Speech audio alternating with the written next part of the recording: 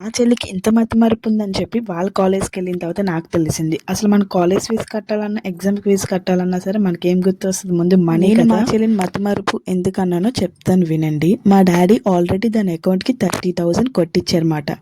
కొట్టిస్తే మా మమ్మీకి 14,000 కావాలని చెప్పి ఆల్రెడీ మా మమ్మీ ఫోన్‌పే చేపించుకుంది దాంతో 14,000. మా మమ్మీ ఇంకా దానికి తిరిగి 14,000 క్యాష్ ఇచ్చేసినప్పుడు అదే తీసుకొని అదే బాక్స్ కిందలో దాచుకుందంట. మార్నింగ్ వెళ్ళి నేను ఫీజు కడతానని చెప్పి తీసుకుని వెళ్ళాలి కదా! ఇంకా కాలేజ్ దగ్గరికి అయితే వెళ్ళిపోయి ఏటీఎంలో 30,000 విత్డ్రా చేస్తుంటే అవ్వట్లేదు, చెక్ యువర్ బ్యాలెన్స్ అనగానే బ్యాలెన్స్ చూసుకొని మా మమ్మీకి కాల్ చేసింది. కాల్ చేస్తే దీంట్లో 16,000 ఉన్నాయమ్మా, ఇంకా డబ్బులు ఏమైనాయి అని అడుగుతుంది మా మమ్మీని. మా మమ్మీ పిచ్చి కోపం వచ్చి నైట్ నీకు డబ్బులు ఇచ్చాను కదా తీసుకుని వెళ్ళలేదని చెప్పి గసిరేసింది.